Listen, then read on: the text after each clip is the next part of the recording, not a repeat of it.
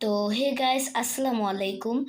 আজ 16ই ডিসেম্বর উপলক্ষে আমি একটি কার্ড বানাতে চলেছি। আর আজই হচ্ছে 16ই ডিসেম্বর। তো এই উপলক্ষে আমি কার্ড বানাবো। তোমরা কার্ড বানানো দেখতে থাকো এবং আমি তোমাদেরকে একটা গল্প শোনাই। এই গল্পের নাম হলো হযরত ইব্রাহিম আলাইহিসসালাম ও নমরুদের গল্প। অভিশপ্ত নমরুদের জন্ম এবং বংশ বিবরণ। নমরুদের পরিচয়। দুনিয়ার ইতিহাসে যে কয়জন প্রবল পরাক্রান্ত ও প্রতাপশালী বাদশাহ প্রাচীনকালে গত হইয়াছে, অসীমাহীন অহমিকায় ধরাকে সরা মনে করিয়া সৃষ্টিকর্তার প্রতি অনাস্থা আনিয়া নিজেরাই স্রষ্টা সাজিয়া জগতের বুকে পাপের স্রোত বহাইয়া দিয়াছে, তাহাদের মধ্যে সাদ্দাত, ফেরাউন, আব্রাহা, নমরুদ প্রমুখ কতিপয়ই ছিল বিশেষ উল্লেখযোগ্য। ইহাদের মধ্যে নমরুদের স্থান ছিল সকলের ঊর্ধ্বে। বহু প্রাচীনকালে নমরুদ বাবেল দেশে ব্যাবিলনে বাদশাহী করিত। আল্লাহ তাকে বহু অনুগ্রহ করিয়া দীর্ঘ 1700 বৎসর পরমায়ু দান করেছিলেন।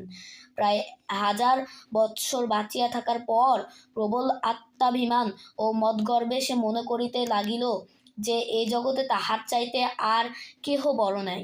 সেই সর্বাপেক্ষা অধিক ক্ষমতাশালী ও তাহার স্থানই সকলের অপেক্ষা ঊর্ধ্বে। মূলত আল্লাহই তাকে এত অধিক ক্ষমতা প্রদান করেছিলেন যে সমসাময়িককালে সমগ্র জগতে যত রাজা বাদশাহ ছিল, তাহাদের সকলেরই তাহার প্রাধান্য স্বীকার করিয়া লইয়াছিল।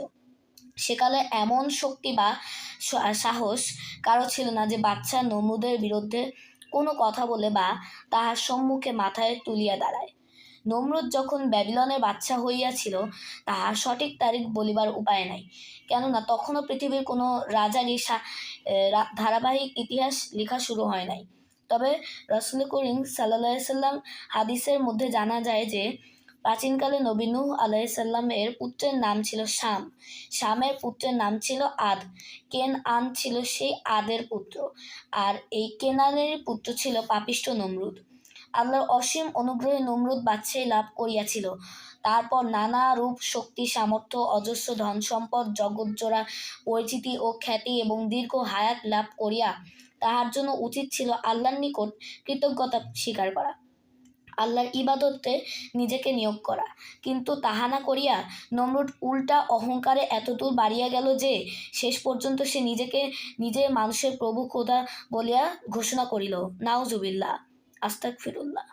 সে তাহার রাজ্যময় ফরমান জারি করিয়া দিয়ে দিল যে প্রজাদের প্রত্যেককে যেন ঘরে ঘরে তাহার প্রতিমূর্তি বানাইয়া উহার উপাসনা করে। এমনই তো সে যুগ ছিল, অজ্ঞতার যুগ। প্রকৃত স্রষ্টাকে সকলে ভুলিয়া বসিয়াছিল এবং তাহার বদলে তাহারা চন্দ্র, সূর্য, গাছপালা, জীবজন্তু প্রভৃতি পূজা করিয়া দিয়াছিল। এমতাবস্থায় নমরুদের করা নির্দেশে সকলেই তাহাকে ও তাহার প্রতিমূর্তিকে সৃষ্টিকর্তা জ্ঞানে পূজিতে শুরু করিবে, তাহার কি আর বিচিত্র কি!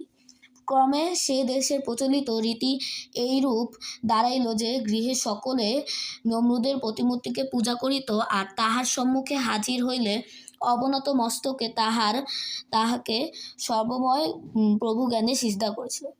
এতক্ষণে দেখো আমার কিন্তু কার্ডটা বানানো হয়ে গেছে। তো তোমরা সবাই ভালো থাকো, সুস্থ থাকো। আল্লাহ হাফেজ।